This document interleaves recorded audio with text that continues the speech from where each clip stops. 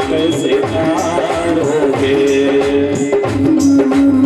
ओ मेरा अब गुण भरा शरीर प्रभु जी अब तारोगे। मेरा अब गुण भरा शरीर प्रभु जी अब तारोगे। कैसे तारोगे कैसे तारोगे कैसे तारोगे कैसे तारोगे कैसे तारोगे कैसे तारोगे। मेरा मेरा मेरा अब गुण भरा है शरीर प्रभु जी कैसे तारोगे।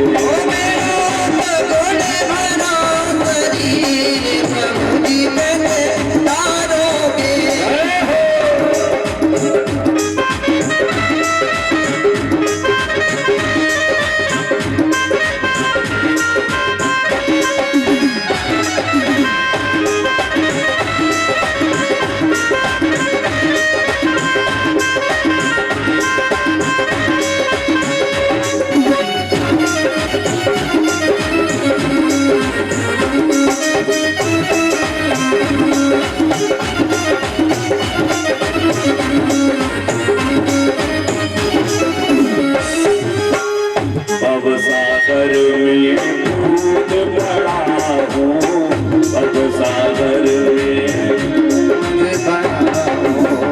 अब सागर में कूद पड़ा हूँ अब सागर में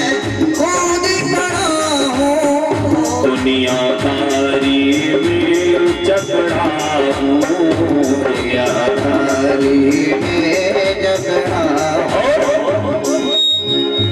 मेरे पाँव पड़ी है जंजीर काहे की माया की।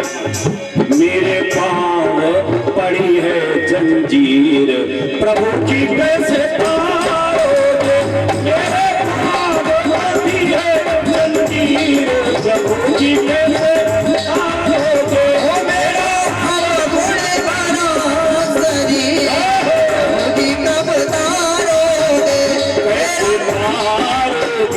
कैसे तारोगे कैसे तारोगे कैसे तारोगे।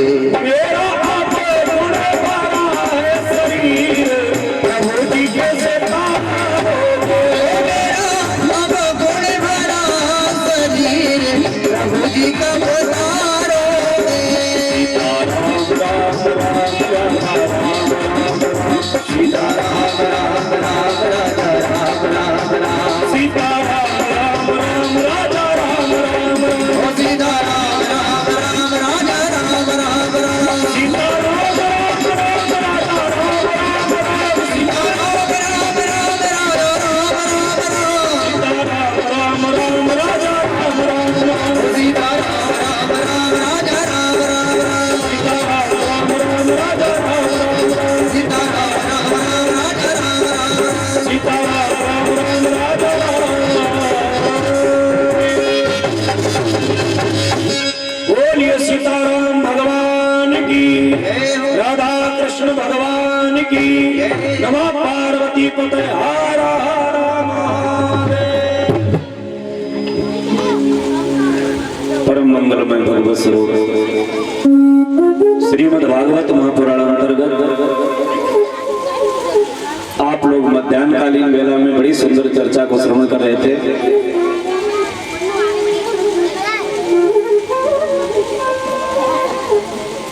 चर्चा को विश्राम दिया गया था। भगवान भोलेनाथ कथा सुनने के लिए गए अगस्त जी के। यही तो कथा थी क्यों पंडित जी? यही थी। पंडित जी खो जाते हैं कहीं से। हाँ एक बार त्रेता युग में शंभु गए कुंभज ऋषि पाए। देखो मैंने आपको बताया रामचरितमानस की चौपाई कोई चौपाई अगर ठीक ठाक विद्वान है, हम तो विद्वान नहीं हैं, हम तो अभी सीख रहे हैं, बच्चे हैं।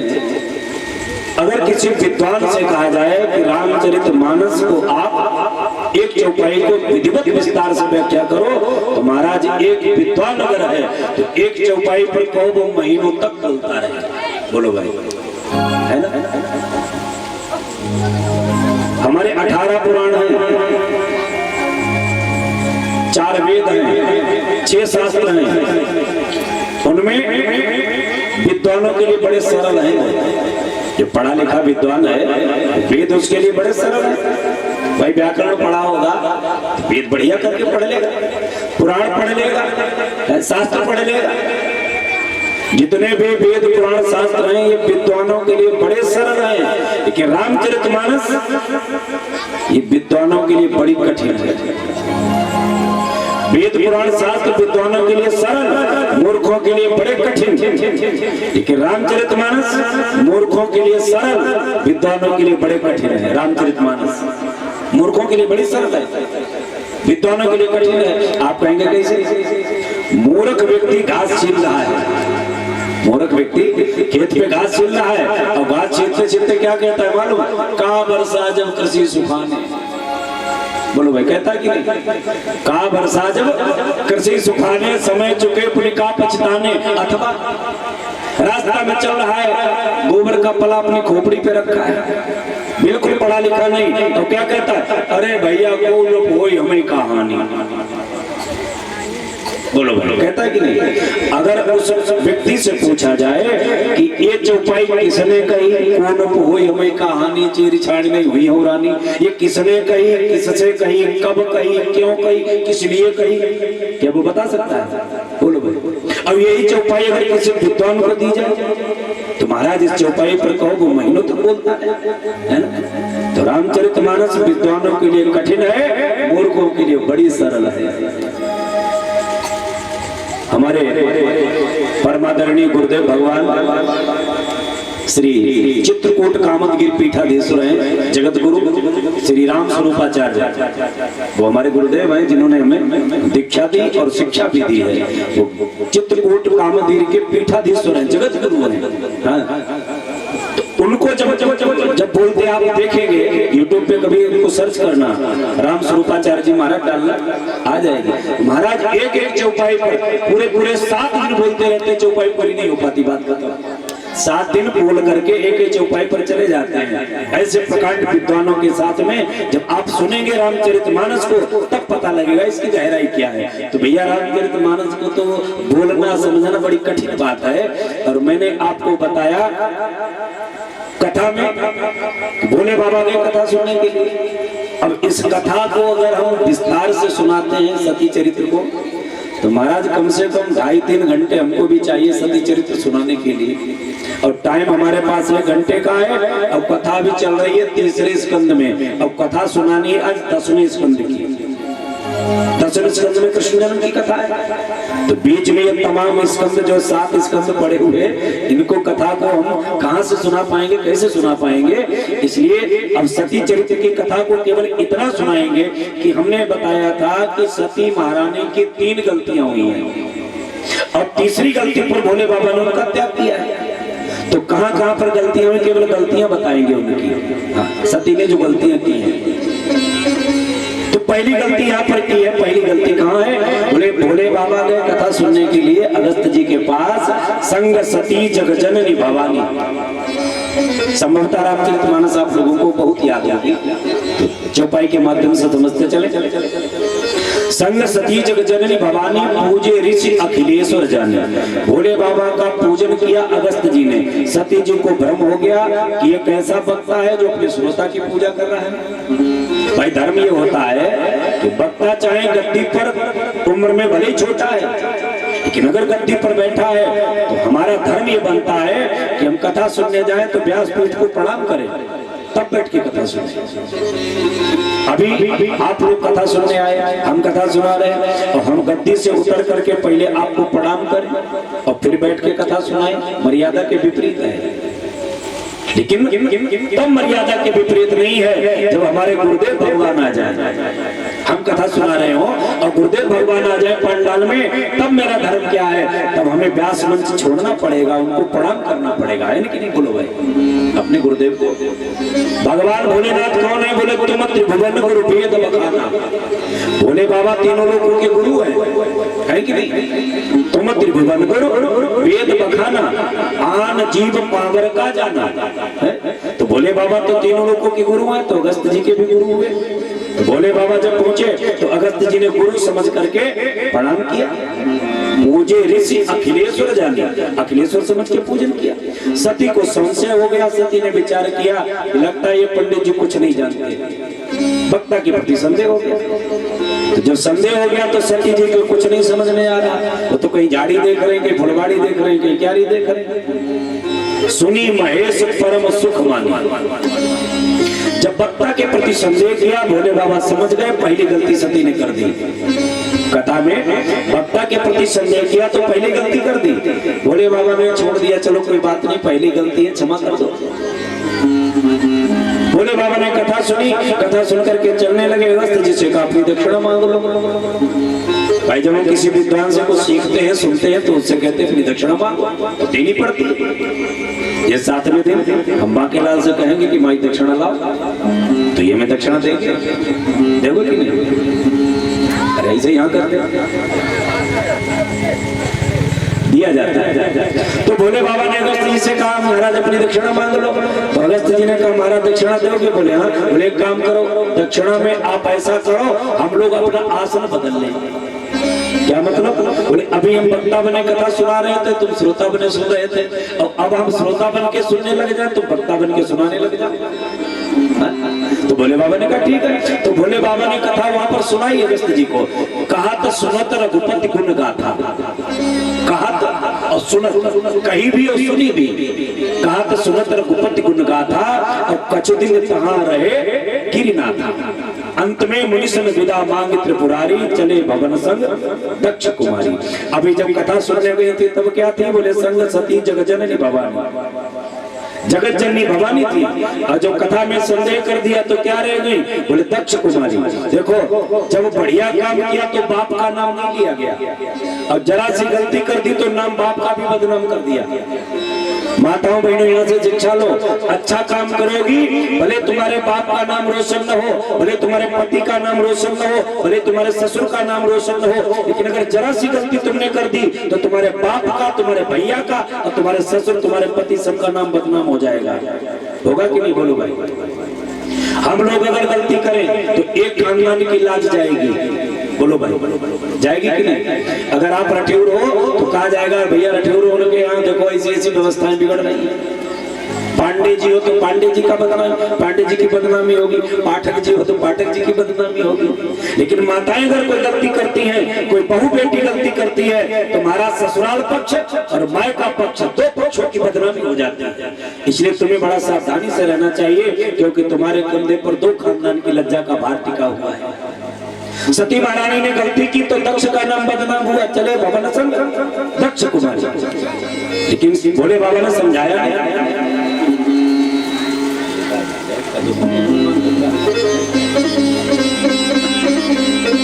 भोले बाबा ने समझाया नहीं, क्योंकि पहली गलती क्षमा कर दिया। चलते चले आ रहे समय कौन सा? बोले त्रेता युग का। मैंने आपको बताया एक बार त्रेता युग में, त्रेता युग का समय, और त्रेता युग में राम जी का अवतार हो चुका है। और राम जी का अवतार ही नहीं, अवतार के बाद विवाह हो चुका है, और विवाह के बाद वनगमन हो चुका है, और वनगमन के बाद राम जी के इतने काम और हो चुके हैं। कितने? बोले गंगा के पार हो चुके थे, श्री दशरथ मरण हो चुका था, गंगा के पार हो चुके थे, श्री दशरथ मरण हो चुका था।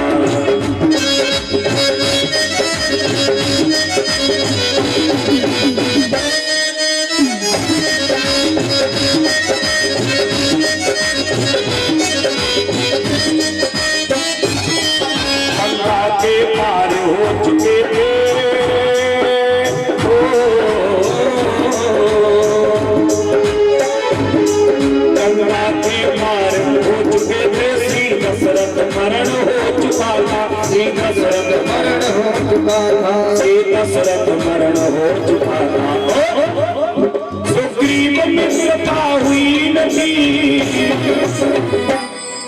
सुग्रीव मित्रता हुई नथी पर सीता हरण हो चुका था सीता हरण हो चुका था पर सीता हरण हो चुका था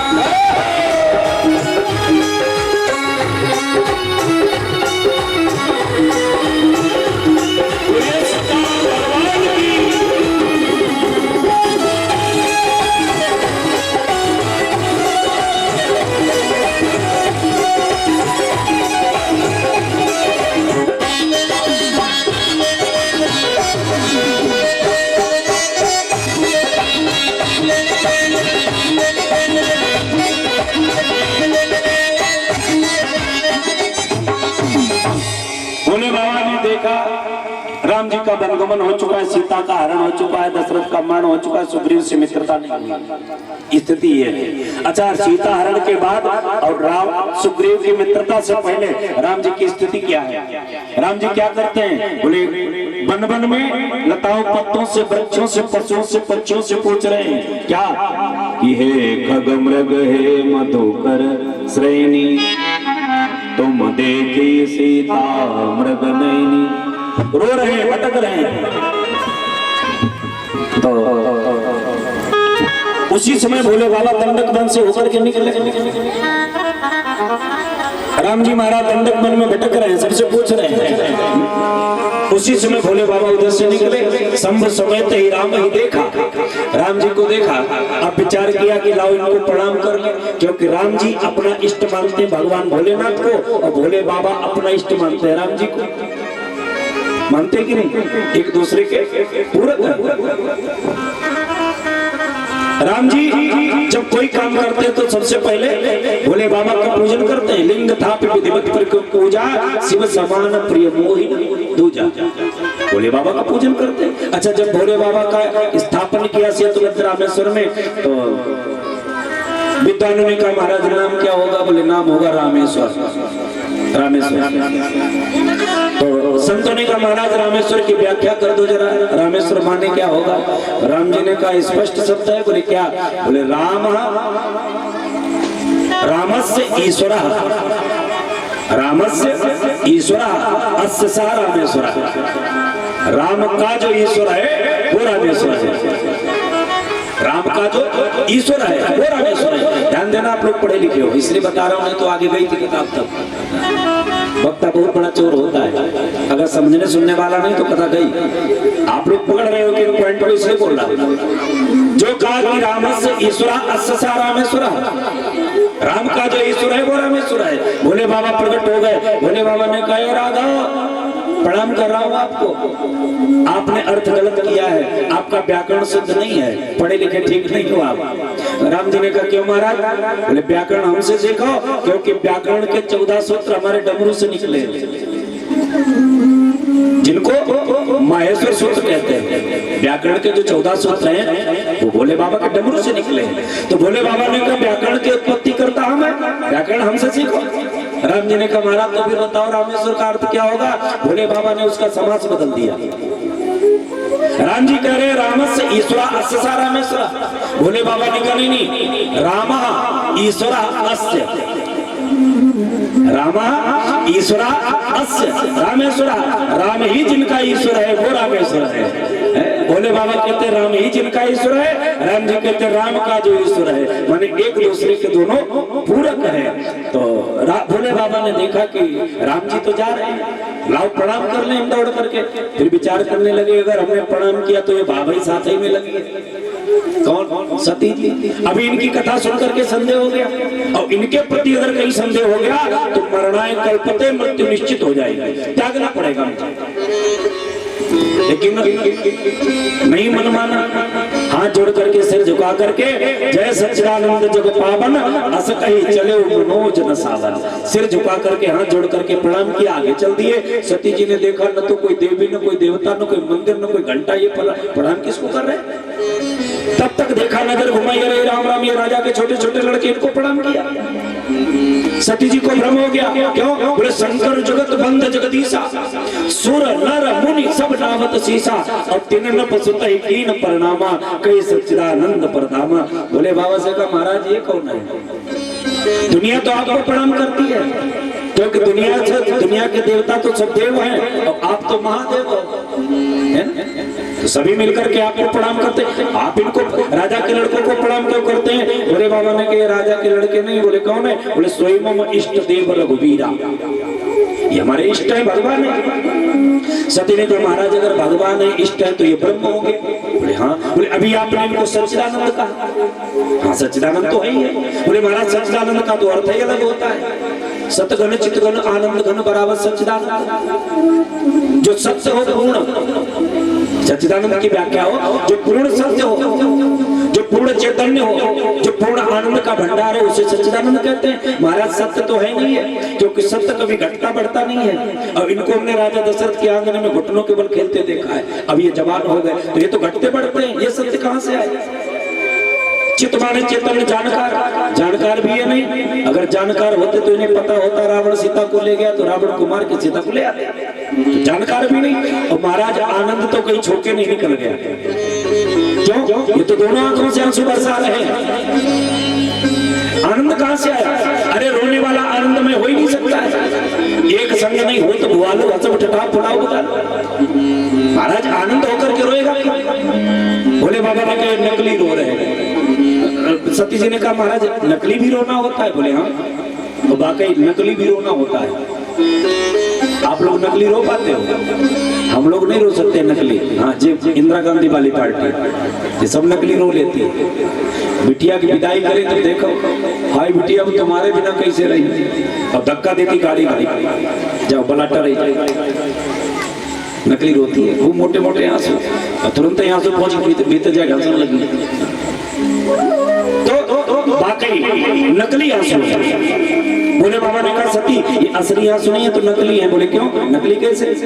और वाकई राम जी जो रो रहे हैं ये नकली रो रहे हैं, परमात्मा कभी रोता नहीं है, क्योंकि यहाँ पर जितना दिख रहा है ये सब नकली है। राम जी जो रोए हैं वो आंसू नकली है। क्यों?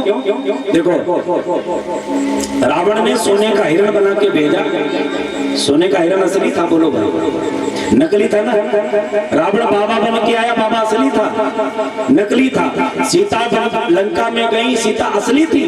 नकली थी। जब भैया हिरण नकली, बाबा नकली, सीता नकली, तो असली आंसू कहां से आए? आंसू भी नकली है ना? तो यहाँ का सारा माहौल ही नकली है। आप थोड़ा सामने बैठो आगे, थोड़ा बढ़िया श्रोता सामने होता है तो अच्छा लगता है बोलते हुए। फिलहाल आप सभी लोग अच्छे हो और आप सामने आ जाओ फिर और सोने पे सुहागा। तो महाराज यहाँ पर जितना है वो सब नकली है। तो सती जी से कहा ये हमारे ब्रह्म है, इष्ट है, भगवान है। सती ने कहा नहीं महाराज ब्रह्म, दूसरी गलती करने जा रहे हैं। राम जी के प्रति संदेह, पहले सती ने राम की कथा के प्रति संदेह किया, समझाने का प्रयास नहीं किया। दूसरी गलती करने जा रही है, राम के प्रति संदेह है। तब भोले बाबा ने समझाने का प्रयास बहुत समझाया, जतन कीन शिव बार अंत में क्या कहा कि हुई है इसो जो राम रच राजा। जाओ इसी तुम्हारी इच्छा है। एक काम करो सती जी, अगर तुम्हारे मन में भ्रम है राम जी के प्रति तो वैसे तो हमारा कहना मानो, ये ब्रह्म है, भगवान है। लेकिन अगर नहीं मानती हो तो एक काम करो, क्या जो तुम्हारे मन अति संदेह हो तो इन जाए परीक्षा ले, परीक्षा कर लो जाकर। एक काम करना सती महारानी, तुम विश्वास का तो साथ छोड़े जा रही हो।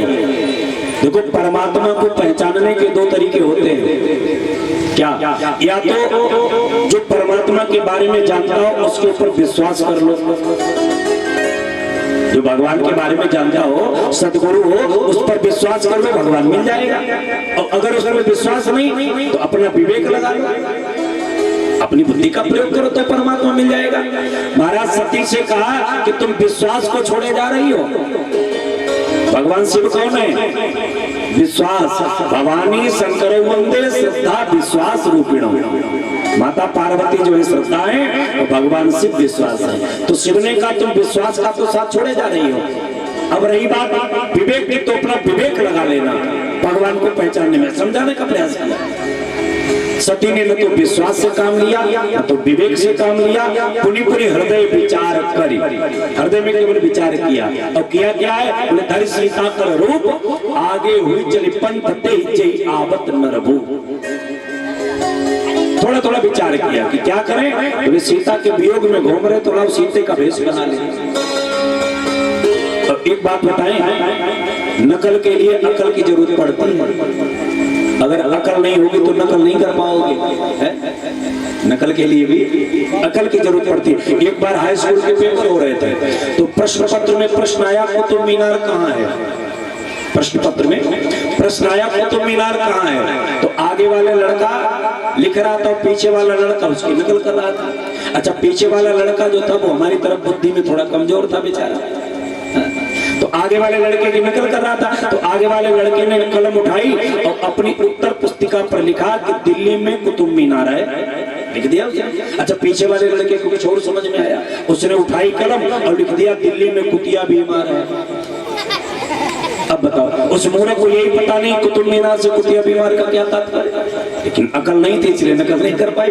तो सती ने सीता का वेश बनाया, वैसे चाल, वैसा रंग, वैसा स्वरूप, वैसे कपड़े, सब वैसे कर लिया, लेकिन एक गलती कर दी, इसलिए पहचान हो गई। क्या गलती की?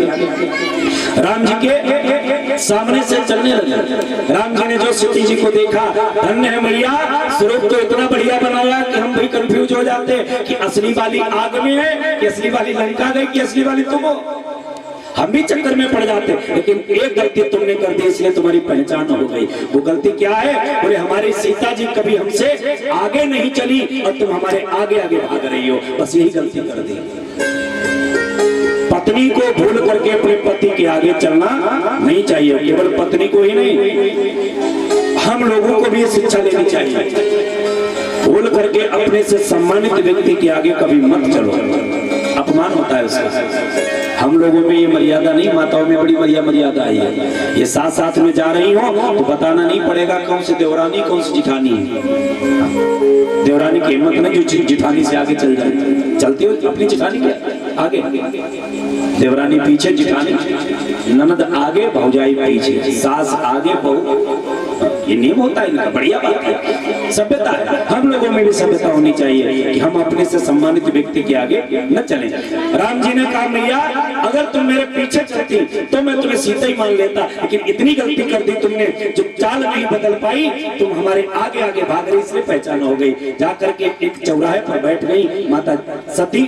उधर से लक्ष्मण निकले, लक्ष्मण की नजर पड़ गई। लक्ष्मण चिल्लाए भैया, बोले हाँ, बोले मिली गई, कहाँ है? बोले जे बैठे। राम जी आए। राम जी ने आते आते सिर झुकाया, हाथ जोड़ के प्रणाम किया, और जो प्रणाम किया लक्ष्मण ने देखा, हे भगवान, जे मर्यादा पुरुषोत्तम देखा। अभी तो यहाँ कोई है नहीं, हम बताएं किसको, लेकिन 14 वर्षों के बाद जब घर जाएंगे अयोध्या ना, तो एक एक बच्चे को बताएंगे। थोड़ी देर के लिए भाभी नाराज होकर चली गई, और जब मिली तो भैया ने उनके पैर छुए। क्यों? लक्ष्मण हुए उमर मुन जाना, जो कछु चरित रचा भगवाना। लक्ष्मण भी इस बात को नहीं जानते। राम जी आए और राम जी ने आकर के सिर झुका करके हाथ जोड़ करके प्रणाम किया, और जो प्रणाम किया पूछ दिया, मैया अकेली कहाँ घूम रही हो? कहो बहोरी कहाँ वृक्ष के तू, और विपिन अकेली फिरऊ के ही तू। भैया भोले बाबा कहाँ है? तुम अकेली कैसी घूम रही? और जो सुना कि मेरी पहचान हो गई, अब सती भाग खड़ी हुई। अच्छा, चोर जब मौके पे पकड़ा जाता है, चोरी करता हुआ मौके पे पकड़ा जाए, तब चोर यही सोचता है कि जमीन फटे हुआ में घुस जाए, मैं को देख न पाऊंगा। इतनी कायली लगती है उसको, वो सोचता है कि जमीन फटे उसमें घुस जाए। आप लोग कहते हो पंडित जी का बड़ा बढ़िया अनुभव है, क्या चोरी वोरी करते रहे? भाई सोचते हो गए, एक्सपीरियंस बहुत बढ़िया बोल रहे हैं, लगता है चोरी वोरी करते रहे। देखो चोरी वोरी तो हमने कभी नहीं की,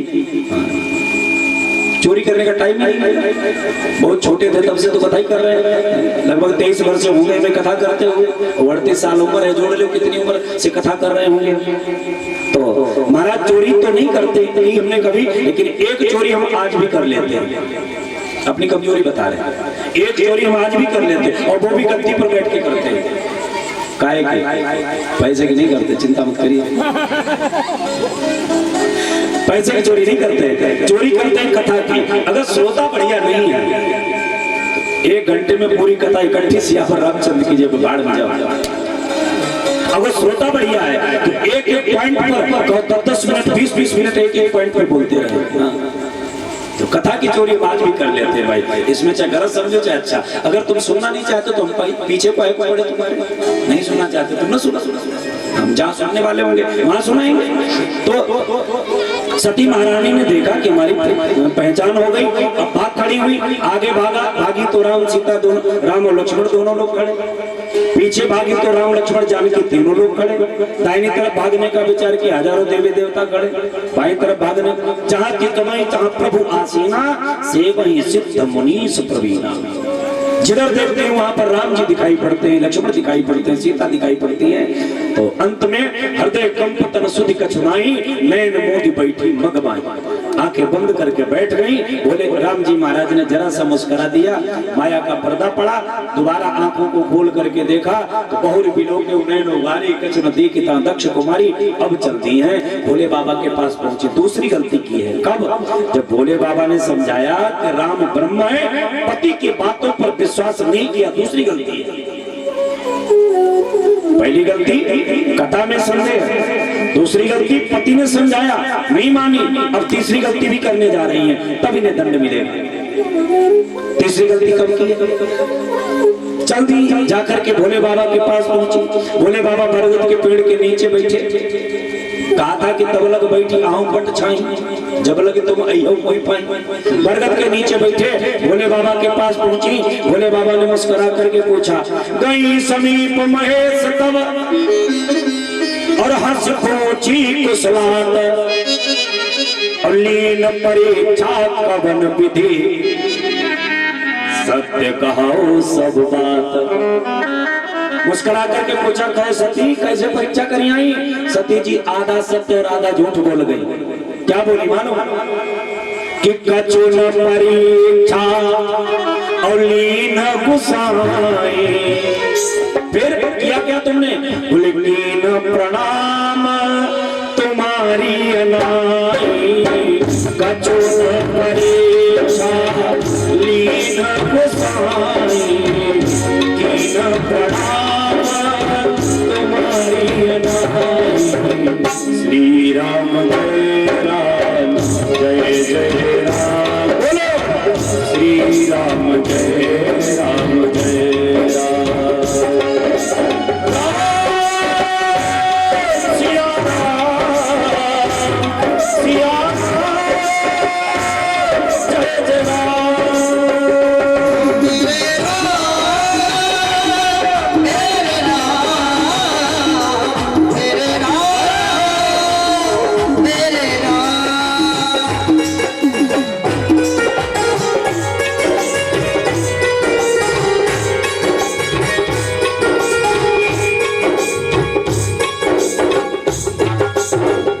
सती जी ने आधा सत्य और आधा झूठ बोल दिया। कछुन परीक्षा लीन गुसाई, मैंने कोई परीक्षा नहीं की। फिर क्या किया? बोले कीन प्रणाम तुम्हारी नहीं, मैंने तुम्हारी तरह उनको प्रणाम किया। भोले बाबा ने विचार किया, परीक्षा करने जाए परीक्षा न करें, ये हो ही नहीं सकता। भोले बाबा ने क्या किया? आंखें बंद की, अपना टेलीविजन ऑन किया। हाँ, पहले के लोग भी टेलीविजन देखते थे, आज के लोग थोड़ी देखते हैं। भाई टेलीविजन में क्या दिखाया जाता है? यही दिखाया जाता है कि अमुक स्थान पर क्या हो रहा है, दूरदर्शन के द्वारा। और पहले के संत विद्वान अपनी आंखें बंद करते थे और देख लेते थे हरिद्वार में भंडारा चल रहा है, देख लेते थे। आज वो कैपेसिटी हमारे पास नहीं है, वो क्षमता नहीं है। क्यों? हमने अपना रहन सहन, खान पान, चलन, उठना बैठना सब बिगाड़ लिया। धीरे धीरे हम सब लोग ईसाई बनते चले जा रहे हैं। हिंदू तो नाम के रह गए। इतने लोग यहाँ पर हिंदू बैठे, किसके मस्तक पे तिलक लगा है? जरा देखो घूम करके, शायद 2-4 लोग मिलेंगे जिनके मस्तक पे तिलक होगा। 2-4 लोग ऐसे मिलेंगे जिनकी चोटी होगी। जबकि तिलक चोटी जनेऊ धोती कुर्ता ही हमारी पहचान है, हमारी शान है। कहाँ पहनते हैं हम? कहाँ मर्यादा पालन करते हैं? अपना बर्थडे मना रहे हैं ईसाइयों की संस्कृति से। अरे हम लोग बर्थडे, हमारा जन्मदिन मनाया जाता था कैसे मालूम? हम जब छोटे थे तो बढ़िया कलश रखा जाता था, हमारी माता जी कलश रखती थी और गौरी गणेश बना करके रखती थी और उनका पूजन करती थी, हमसे करवाती थी और बाद में छोटी सी डलैया में बिठा के मैं खींचा जाता था। ऐसे जन्मदिन मनाया जाता था हमारा। और आज भैया केक लगाई, केक के ऊपर मोमबत्ती लगाई, मोमबत्ती बुझाओ, हैप्पी बर्थडे टू यू। क्या है ये? तुम्हारी संस्कृति है, बहुत गलत बात है। अरे जन्मदिन पर तो हमें दीपक जलाने चाहिए खुशी के, देसी घी के दीपक जलाओ कि आज हमारा जन्मदिन है और खुशी के समय पर दीपक बुझाना अशुभ माना जाता है। बोलो भाई, माना जाता है कि नहीं? अगर बात हमारी सही लग रही हो तो आज यहाँ से संकल्प करके जाओ कि अपने बच्चों के जन्मदिन पर हम केक नहीं कटवाएंगे, मोमबत्ती नहीं बुझवाएंगे, गौरी गणेश का पूजन करके और सुंदर भगवान का जो है पूजन करके हम अपने बच्चे का जन्मदिन मनाएंगे। ये संस्कृति है हमारी, बहुत गलत है। हम धीरे धीरे संस्कृति अपनी भूलते चले जाते हैं। अरे विदेश के लोग हमारी संस्कृति को अपना करके कहां से कहां तक पहुंच रहे, बोलो भाई, और हम अपनी संस्कृति को छोड़ करके धीरे धीरे ईसाई बनते चले जा रहे हैं। हमने अपना रहन सहन बदल दिया है, खान पान बदल दिया है। अरे ईसाई लोग खाते पीते हैं, उन्हें मतलब पवित्रता अपवित्रता से कोई मतलब नहीं, खड़े खड़े खा ले, कहो बाथरूम करके आए खाने लग जाए, वही तो हम कर रहे हैं। इस पर चर्चा हम आगे कर लेंगे, आज समय कम है। कृष्ण जन्म में भी प्रवेश लेना है और 11 बजे कृष्ण जन्म होना है भैया, 11:15 बजने जा रहा है, कैसे हो पाएगा?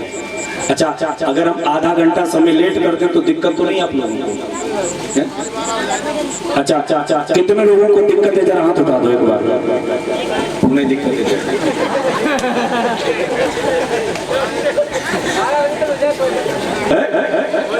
पूछी कुशलात लीन परीक्षा छवन विधि सत्य कहो सब बात।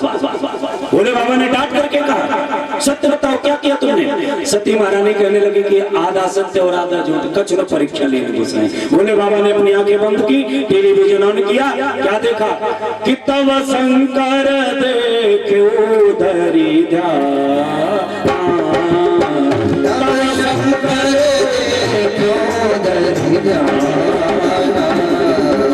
सती जो कीन चरित सब जाना, सती जो कीन चरित सब जाना।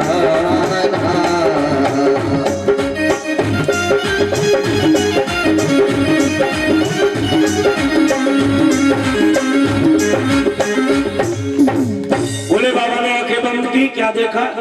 सती महारानी ने सीता का भेष बनाया और जो विचार किया सीता का भेष बनाया, और सीता तो मेरी माँ है, सीता को तो हम अपनी माँ मानते हैं। अब यदि मैं सती के साथ में पत्नी का संबंध रखता हूँ, पत्नी का रिश्ता रखता हूँ, तो मिटई भगति पथ होई अनीति, भक्ति का मार्ग हमारा नष्ट हो जाएगा। अन्याय होगा कि माता के साथ पत्नी का रिश्ता नहीं रखा जाता है। अब भोले बाबा की कर्तव्य विमूढ़ हो गए। क्यों? विचार करते हैं परम पवित्र न जाय तज और किए प्रेम बड़ पाप। सती महारानी परम पवित्र है, कोई दोष नहीं इनमें, कैसे त्याग दो इनको? लेकिन अगर प्रेम करता हूं तो बड़ा पाप लगेगा। अब क्या करें क्या न करें, किन कर्तव्य विमूढ़ हो गए, शांति से बैठ गए। तीसरी गलती सती महारानी ने कर दी है कि पति से झूठ बोला है। तो भोले बाबा सोचते हैं कि दंड तो देना पड़ेगा, लेकिन दंड दे कैसे? क्या करें इनके लिए? पत्नी माने कि माँ माने? देखो एक बात बताएं, कभी कभी हमारे सामने ऐसी समस्या आ जाती है कि हम प्रश्न का उत्तर नहीं निकाल पाते हैं। जीवन में तमाम प्रश्न हमारे सामने आ जाते हैं, क्या करें क्या न करें, डिसीजन नहीं ले पा रहे हैं हम लोग। तो उस स्थिति में हम क्या करें? बोले अपने गुरुदेव का ध्यान करो, जो आपने गुरु किए हैं उन गुरुदेव का ध्यान करो, और गुरुदेव का ध्यान करते ही प्रश्न का उत्तर आपके सामने होगा। गारंटी। भोले बाबा ने अपने गुरुदेव का ध्यान किया। भोले बाबा के गुरु कौन है? राम जी है ना, राम जी। तो राम जी महाराज का ध्यान किया तो सुमिरत राम हृदय अस आवा, तब शंकर प्रभुपद सिर नावा, सुमिरत राम हृदय अस आवा। जो राम जी का स्मरण किया, हृदय के अंदर से एकदम आवाज आई, क्या? भोले बाबा ने नहीं कहा, अपने आप निकल गया। क्या निकला है? बोले शिव संकल्प की न मन माई, शिव संकल्प की न मन माई, यही तन भेद सती मीनाक्षी, तन भेद सती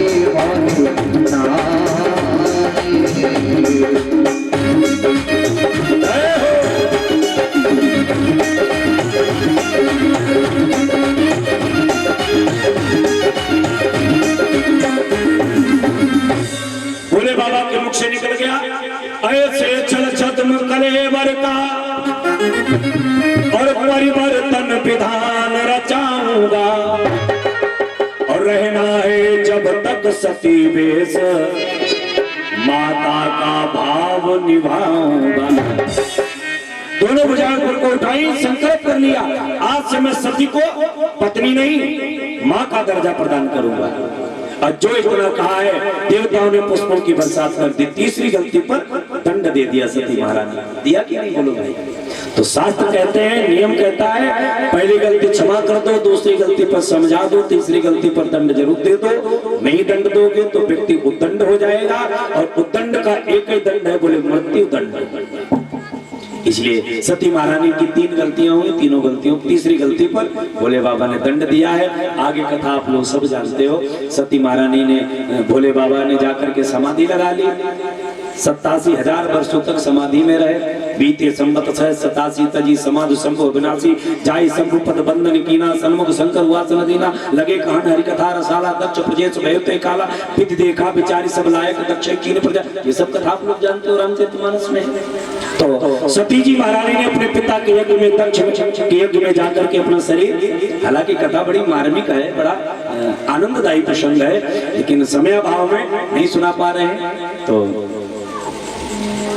इसलिए सती महारानी ने शरीर त्याग दिया। दूसरा जन्म राजा हिमांचल के यहाँ, इनकी माता का नाम है मैना, पार्वती के रूप में अवतार हुआ इनका। वहां पर भी पार्वती का विवाह भगवान शिव के साथ ही संपन्न हुआ है। बोलिए गौरी शंकर भगवान की जय हो। यहाँ पर तृतीय स्कंद को व्यास जी महाराज विराम देते हैं। चतुर्थ स्कंद में मनु जी महाराज के जो छोटे पुत्र हैं, जिनका नाम है उत्तानपाद, उत्तानपाद के वंश का वर्णन आता है। महाराज उत्तानपाद के 2 रानियां हैं, एक का नाम है सुनीति, एक का नाम है सुरुचि। सुनीति के द्वारा ध्रुव उत्पन्न हुए, सुरुचि के द्वारा उत्तम कुमार उत्पन्न हुए। ध्रुव जी महाराज ने 5 वर्ष की अवस्था में 5 महीने तपस्या करके भगवत पद प्राप्त कर लिया, भगवान को प्राप्त किया। अंत में 36,000 वर्ष राज्य करने के उपरांत ध्रुव जी महाराज ने 2 विवाह किए। एक का नाम है इला, दूसरी का नाम है भ्रमि। 2 पुत्र हुए, उत्कल और वत्सल। उत्तम कुमार एक छोटी नगरी में कुबेर के यहाँ मारा जाता है। ध्रुव जी महाराज ने अंत में अपने पुत्र उत्कल को गद्दी पर बिठा करके 36,000 वर्ष पर्यंत राज्य करने के बाद बद्रिकाश्रम में जाकर के तपस्या करके भगवत लोक प्राप्त किया। सशरीर विमान में बैठ करके ध्रुव जी महाराज भगवान के धाम को गए। बोलिए भक्तवत्सल भगवान की। ध्रुव जी के वंश में आगे चल करके एक राजा होता है, जिसका नाम है राजा अंग। अंग बड़ा धर्मात्मा राजा था। उसका पुत्र हुआ बेन। बेन बड़ा अत्याचारी राजा हुआ। बेन ने सिंहासन पर बैठते बैठते आदेश कर दिया, न अष्टभ्यम न दातव्यम न होतव्यम दुजा क्वचित यति निवार्य धर्मम भेरी घोषण सर्वसा। कोई नाम नहीं लेगा परमात्मा का। राजा बेन ने गद्दी पर बैठते बैठते अनाउंस करवा दिया, लइयो मबेरी को नाम को भूल नहीं, माला तोड़ फेंको छापा तिलक लगाइयो ना, जइयो ना दिवाले न तुम पर वाले उतार लियो, पूजा पाठ योग्य हवन करियो ना, मनियो न मात पिता करियो गो विप्रघात, गुरु के सौगात रात छाड़ के दिवइयो ना। ये मर्यादा थी, ये नियम था उसका। संतों ने आकर के समझाया, बेटा भगवान से उद्दंडता मत करो। तो बेन ने कहा, एक बात बताओ, तुमने भगवान देखा है? अरे नहीं देखा मारे। अब ऐसा तो नहीं, जो चीज नहीं दिखती है वो है। बहुत सी चीजें ऐसी हैं जो दिखती नहीं लेकिन है। भाई गुलाब के अंदर, फूल के अंदर खुशबू है कि नहीं? क्या दिखती है? दिखती नहीं है लेकिन है। संसार में वायु चल रही है, क्या दिखती है? लेकिन है। आग की माचिस की तीली में आग है, क्या दिखती है? बहुत सी चीजें ऐसी हैं जो दिखती नहीं लेकिन उनका अनुभव होता है ना? उसी प्रकार परमात्मा भले दिखता नहीं है लेकिन संसार में है, तो ये तो मानना पड़ेगा। संतों ने समझाया, राजा बेन के समझ में नहीं आया। अंत में संतों ने लिया जल, संकल्प पढ़कर कह दिया, हन्नता मन्नता मेघा पापा प्रकृति दारुणः जीवन जगत सावासो भस्म साधु कुरुते ध्रुवम। राजा बेन जल करके भस्म हो गया, वहीं पर गिर गया, मर गया। जब राजा मर गया तो अराजकता फैल गई। संतों ने आकर के सबसे पहले राजा बेन के शरीर का मंथन किया, दाहिनी जांघ का मंथन किया तो एक काला कुरूटा बौना टाइप का बालक उत्पन्न हुआ जिसकी कौवे के समान चोंच है। निकल करके खड़ा हुआ, मैं क्या करूं? संतों ने कहा निषीद निषीद, बैठ जाओ बैठ जाओ। वो मल्लाहों का राजा निषाद हुआ, जो राम जी को गंगा के पार उतारा है, वो निषाद उत्पन्न हुआ। अंत में संतों ने दाहिनी भुजा का मंथन किया तो महाराज पृथु का प्राकट्य हुआ, बाई भुजा का मंथन किया तो अर्ची देवी का प्राकट्य हुआ। दोनों का विवाह कर दिया गया। अब पृथ्वी के सम्राट बन गए महाराज पृथु।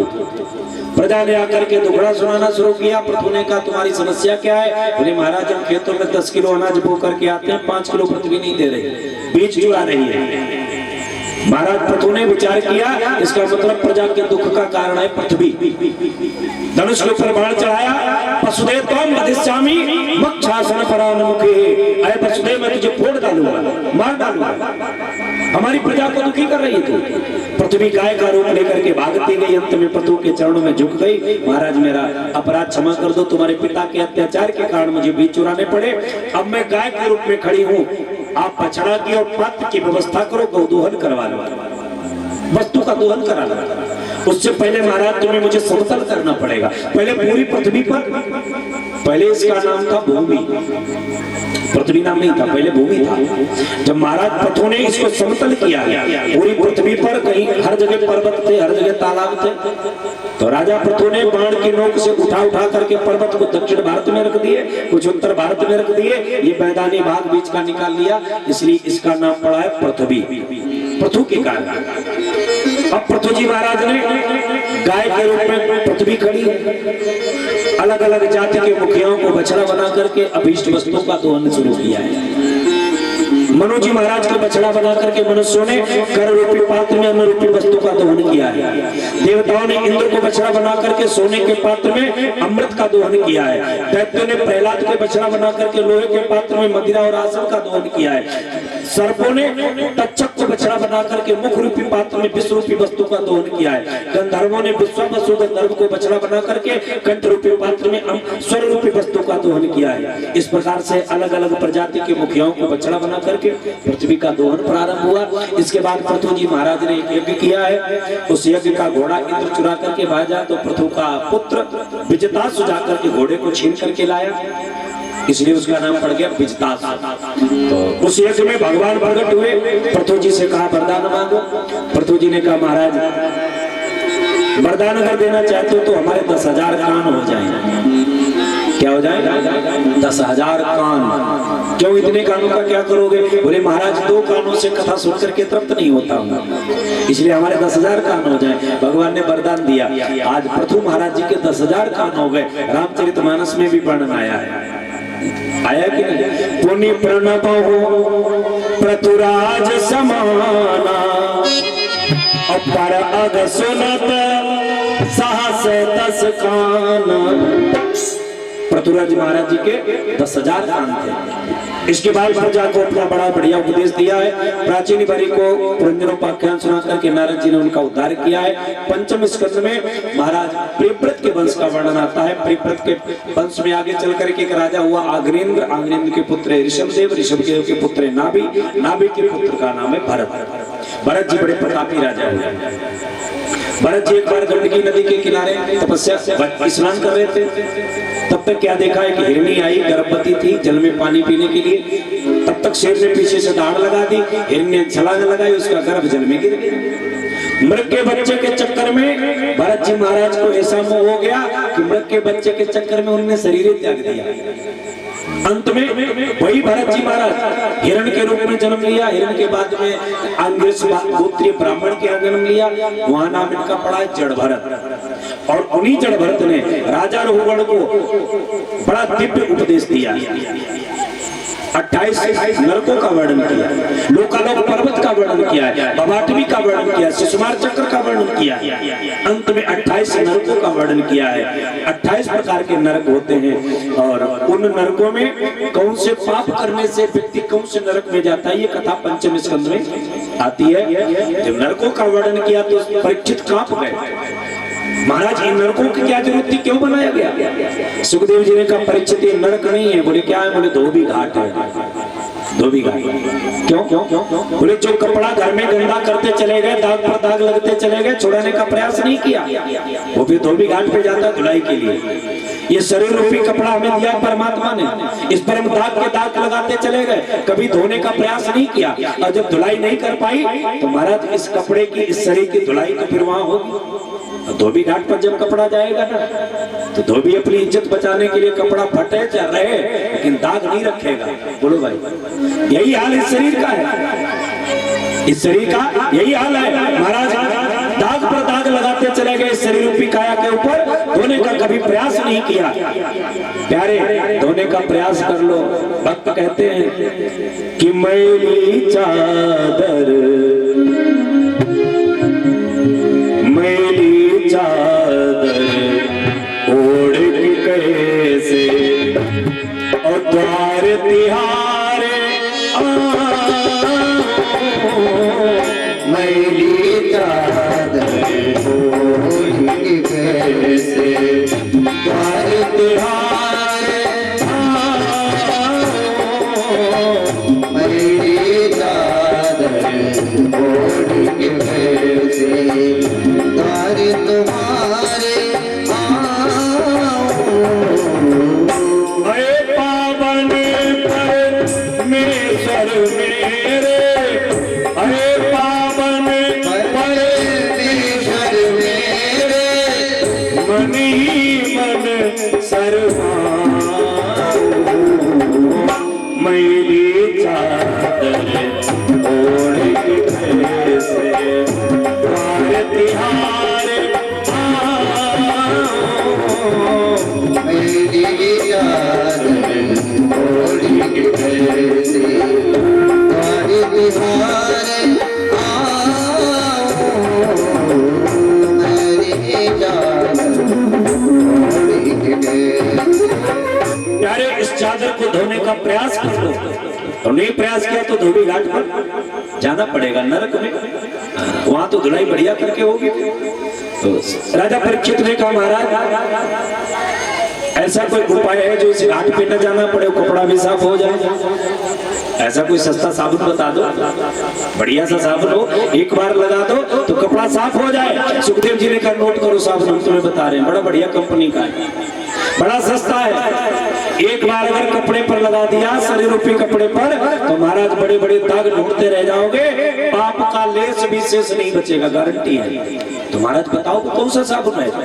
सुखदेव जी कहते हैं राजन परीक्षित सुनो, वो साबुन है राम नाम रूपी साबुन।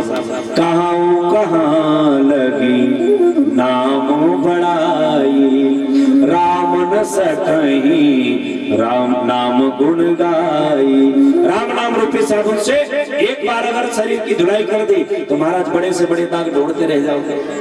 पंचम स्कंद को विराम देते हैं यहाँ पे।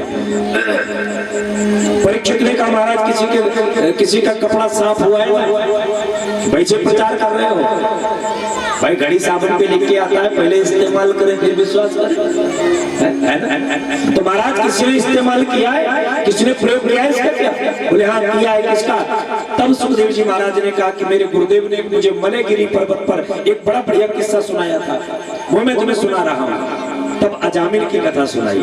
अजामिल जैसा पातकी मरते समय जिसने कभी जीवन में राम का नाम नहीं लिया, महापातकी कान कुब्जे दुजा कच्चित दासी पति रजा मिला, नामना नष्ट सदाचारो दास्या संसर्ग दूषिता। ऐसा ब्राह्मण, और उसने मरते समय अपने पुत्र के भाव से नारायण को पुकारा तो महाराज भगवान ने आकर के उसका उद्धार कर दिया। मरते समय। तो ये राम नाम की महिमा है, गजब का उपदेश दिया, सुंदर। छठे स्कंद को विराम देते हैं आगे। सप्तम स्कंद में प्रहलाद चरित्र की कथा आती है। भक्त ने प्रहलाद के लिए भगवान लोहे के खंभे से प्रकट हुए। इसके बाद में गजग्रह की कथा आती है। गज का उद्धार कैसे किया है भगवान ने ग्रह के मुख से। देखो, गज और ग्रह का जब युद्ध हुआ, मुख्य मुख्य बातें आपको बताऊंगा, कृष्ण जन्म में चलना है। गज और ग्रह का जब युद्ध हुआ तो आप सब लोग जानते हैं भगवान को बुलाया किसने? गज ने बुलाया कि ग्रह ने? बोलो भाई, भैया पैर पीछे कर लो, गद्दी तरफ पैर नहीं किया। गज ने बुलाया, ग्रह ने नहीं बुलाया, गज ने बुलाया। लेकिन भगवान ने उद्धार पहले किसका किया? ग्रह का। क्यों? भगवान आए और भगवान ने क्या किया? बोले ग्रहा विपाटित मुखा दरिणाम गजेंद्रम संपस्सता हरिर्मुमुच दुष्क्रियाणाम। ग्रहा विपाटित मुखा, विपाटित माने फाड़ देना।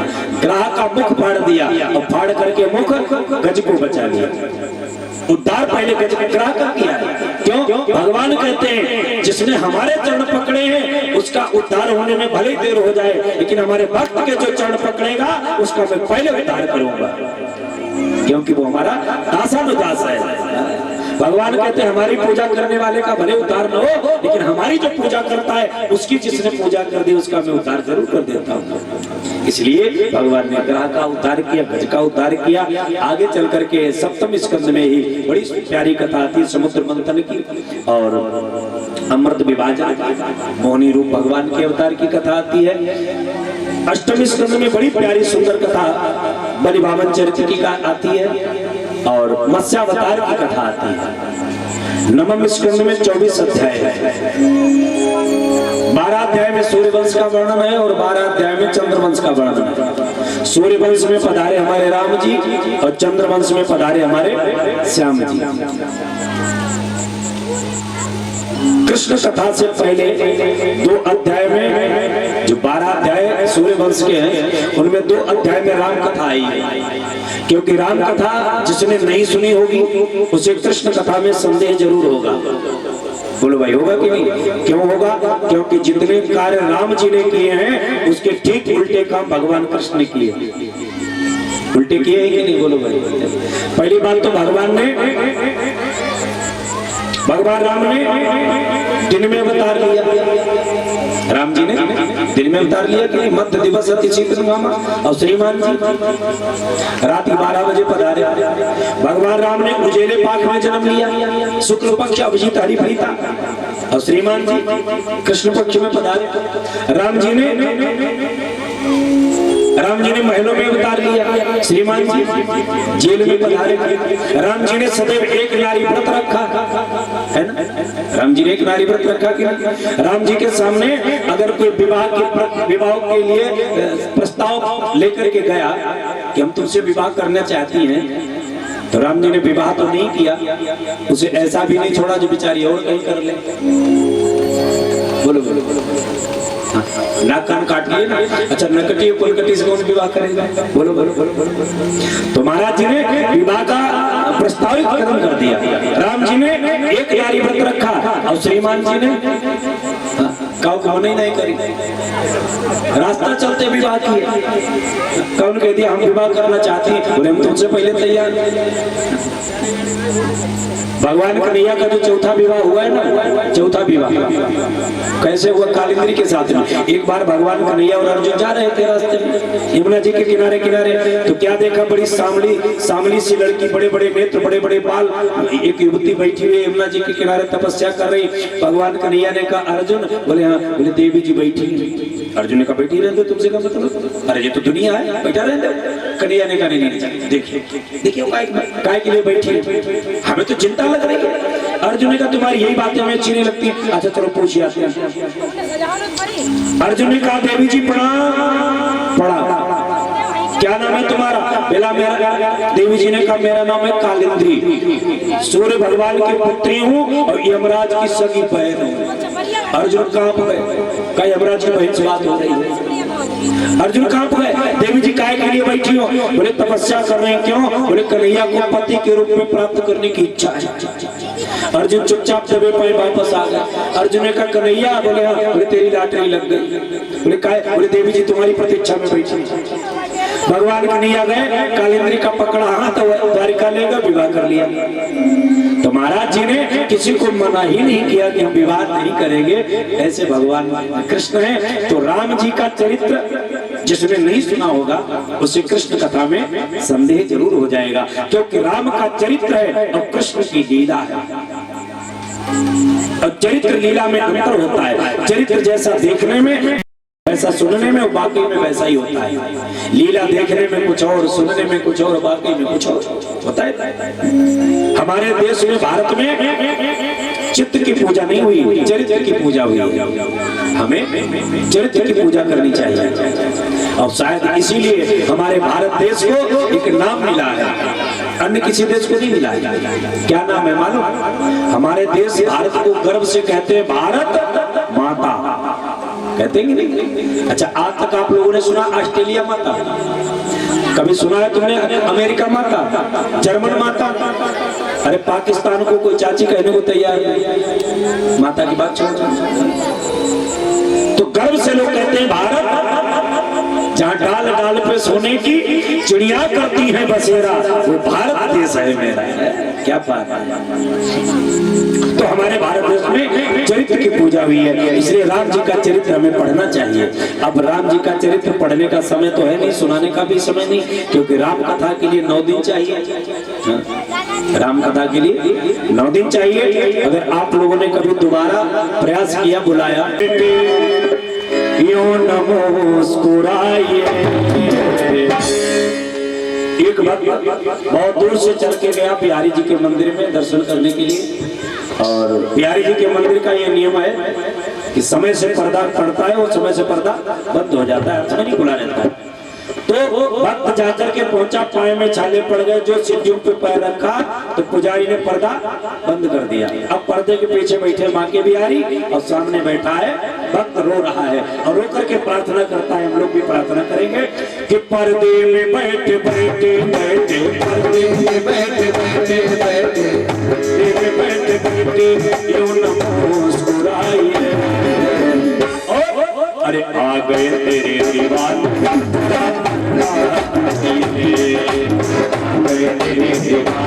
जरा बदला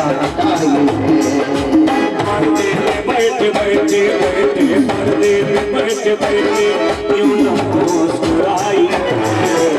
आ गए तेरे दीवाने, पर्दा हटाइए। आ गए तेरे दीवाने, जरा बदला हटाइए।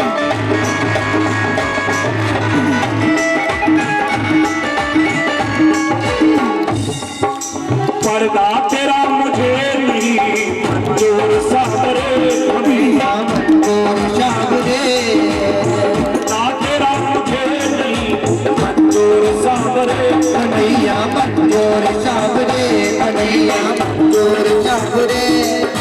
बैठा है जाके दीवानों से क्यों दूर साबरे, कन्हैया क्यों दूर साबरे, कन्हैया क्यों दूर साबरे। मैं तो आया दूर, मैं तो आया दूर, जरा भी बढ़ाइए। आ गए तेरे दीवाने, जरा पर्दा हटाइए। आ गए तेरे दीवाने, जरा पर्दा हटाइए। आनंद नहीं आ रहा है, लग नहीं रहा है कि आपके हरिहरपुर में आज कृष्ण जन्म होने वाला है। ऐसे बैठे हैं सब लोग मानो हॉस्पिटल से निकल के आए हैं। देखो, सबको अपने अपने पड़ोसी की कसम है। सब लोग ताली बजाओगे हाथ उठा करके, ऊपर हाथ करो सब लोग। और जब तक ऊपर हाथ नहीं, कथा आगे नहीं बढ़ेगी। ये बीच में इकट्ठा काय पर हाथ ऊपर करो, सब लोग ऊपर करो। अरे आ